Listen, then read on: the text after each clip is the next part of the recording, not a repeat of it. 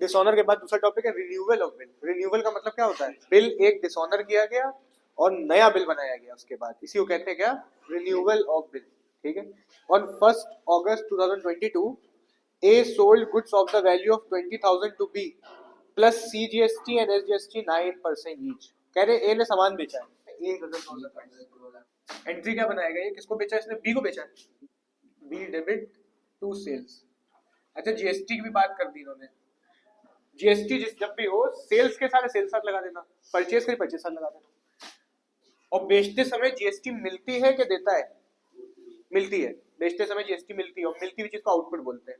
ठीक है। To output CGST, to output SGST. Sales करीब 20,000 रुपए की। जीएसटी कितनी बोली है?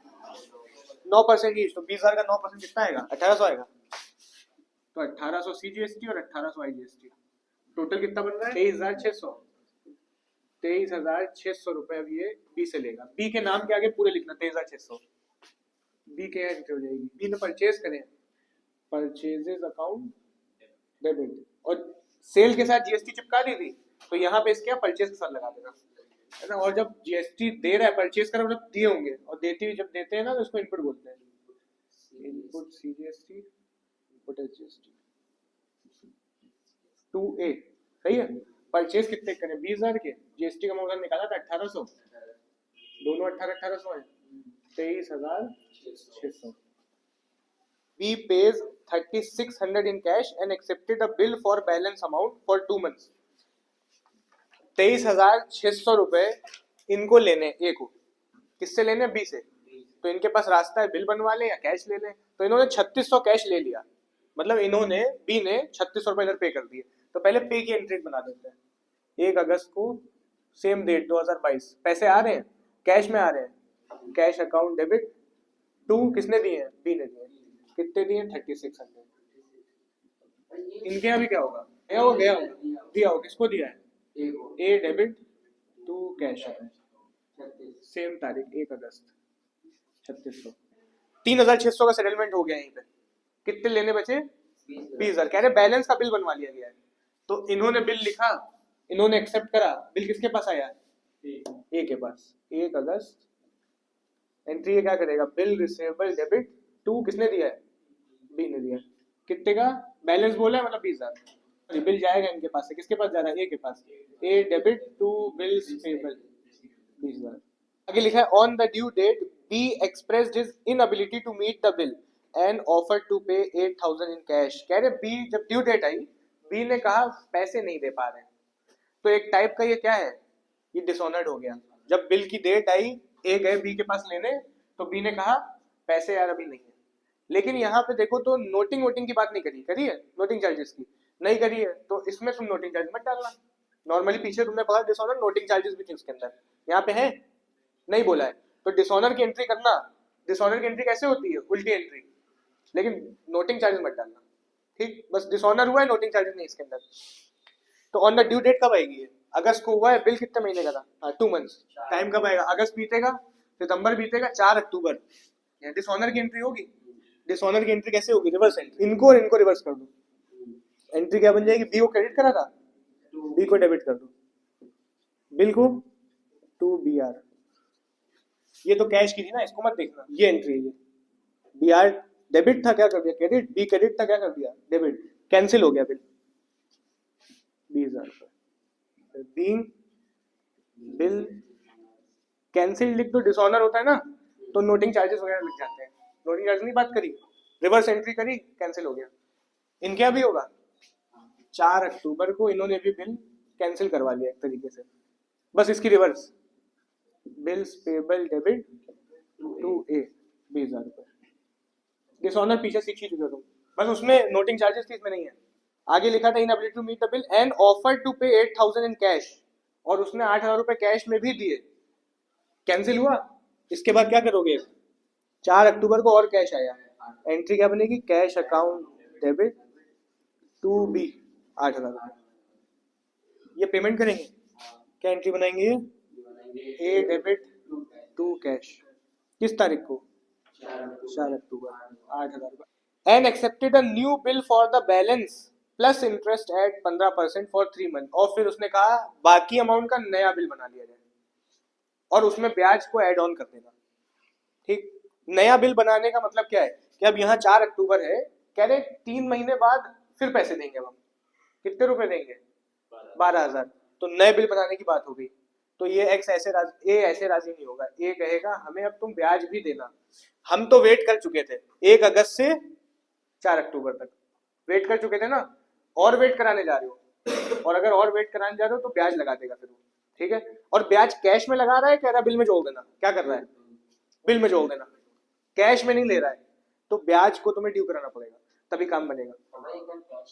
कैश में देता तो क्या एंट्री बनाते? अच्छा सोचो, मानो कि उसने ब्याज जो है कैश में दे दिया, क्या एंट्री बनाते?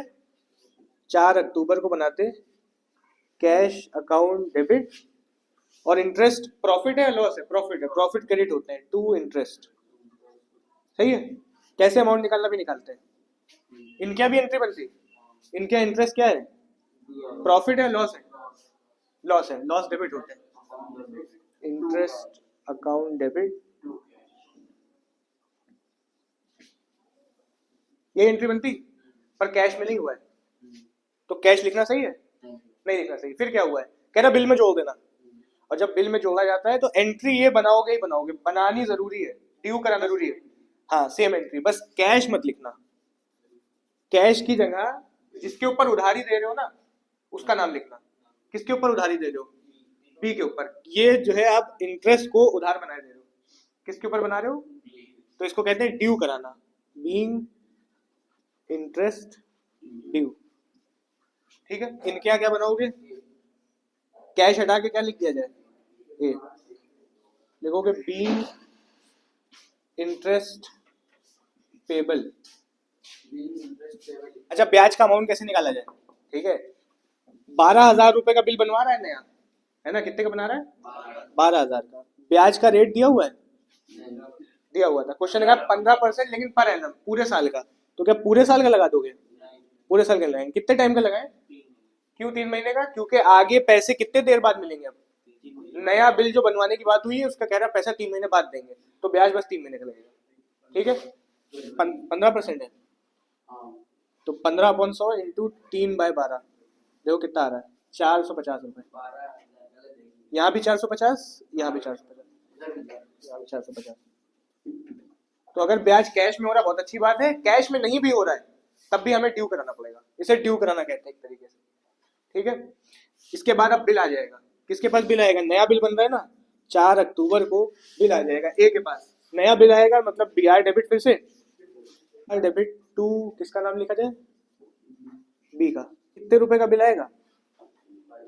12,000 का कि 12,450 का? 12,450। क्यों? क्योंकि उसने कहा बिल में अमाउंट जो होगा ना 12,450। इनके एंट्री होगी 4 अक्टूबर को ये बिल दे रहे हैं। किसको दे रहे हैं? ए को। A debit to bills payable 12,450।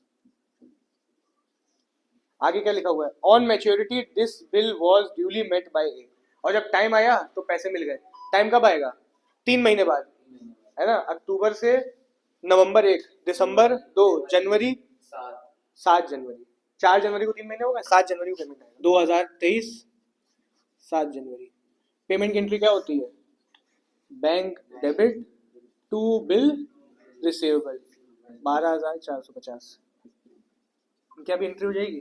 7 जनवरी 2023। ये ध्यान रखना, डेट बदल जाएगी, साल बदल जाएगा। ये एंट्री क्या करेंगे? BP debit to bank account.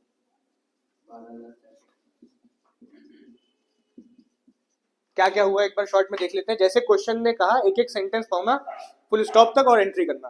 Question ने पहले हमसे कहा था सेल करी इन्होंने, जीएसटी मिला के, तो ये सेल की एंट्री। इनके सेल हुई तो इनके परचेज हुई होगी, परचेज की एंट्री।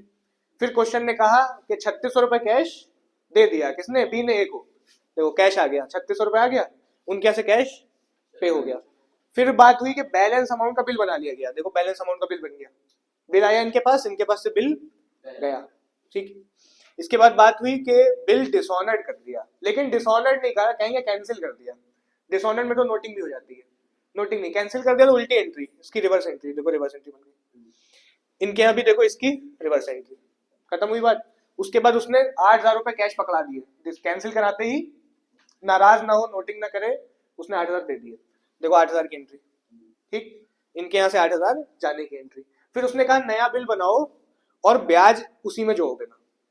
अगर वो कैश में ब्याज ऑफर करता तो कैश से ब्याज की एंट्री करते, उसने कहा बिल में जोड़ो तब भी ब्याज की एंट्री होगी, बी डेबिट टू इंटरेस्ट। इनके यहाँ भी करी इंटरेस्ट टू ए, सही है।